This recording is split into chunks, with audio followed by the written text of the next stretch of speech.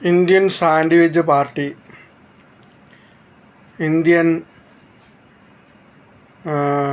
Sandwich Toofan,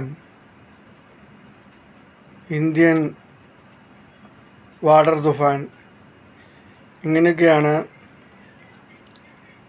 European രാജ്യങ്ങൾ, America, അതൊക്കെ ഇന്ത്യക്കാരെ വിശേഷിപ്പിക്കുന്നത്.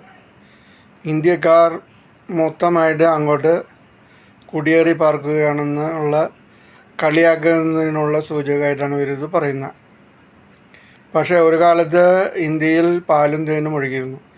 ഈ സമയത്ത് യൂറോപ്യൻകാരും അമേരിക്കക്കാരാണ് ഇന്ത്യയിലേക്ക് കപ്പൽ പിടിച്ച് വന്നിരുന്നത്. അവിടെ വന്ന് ട്രേഡ് എന്ന നിലയ്ക്ക് വരികയും ഇന്ത്യ മുഴുവൻ പിടിച്ചെടുക്കുകയും അവിടുത്തെ വസ്തുക്കൾ പിടിച്ചു കൊണ്ടുപോയി കട്ടെടുത്തുകൊണ്ട് പോയി കൊള്ളയടിച്ച് ഇപ്പോൾ വലിയ ആളുകളായിട്ട് മെനഞ്ഞ് നടക്കുകയാണ്. ഇന്ത്യയുടെ പണം ഉപയോഗിച്ചിട്ടാണ് ഈ യൂറോപ്യൻ രാജ്യങ്ങളെല്ലാവരും പണക്കാരായത്. ഇപ്പോഴും ചൂഷണം ചെയ്തുകൊണ്ടിരിക്കുകയാണ്. അപ്പോൾ ഇവിടുന്ന് ആളുകൾ അങ്ങോട്ട് പോയി കഴിഞ്ഞാൽ അവർക്ക് പ്രശ്നം, അവിടുത്തെ ആളുകൾ ഇങ്ങോട്ട് വന്നു കഴിഞ്ഞാൽ ഒരു പ്രശ്നമില്ല, ഒരു നാണമില്ല അവർക്ക്. ഇതേപോലെയുള്ള അവസ്ഥയാണ് യൂറോപ്യൻ രാജ്യങ്ങൾക്കും അമേരിക്ക തുടങ്ങിയുള്ള രാജ്യങ്ങൾക്കും ഉള്ളത്. ഒരു നാണമെന്ന് പറയുന്നില്ല.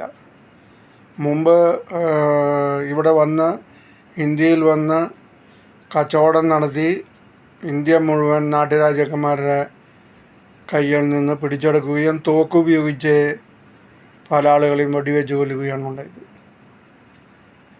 ഇതേപോലെയുള്ള ഒരു പ്രവർത്തനവും ഇന്ത്യക്കാർ മറ്റ് രാജ്യങ്ങളിൽ ചെന്ന് ചെയ്തിട്ടില്ല.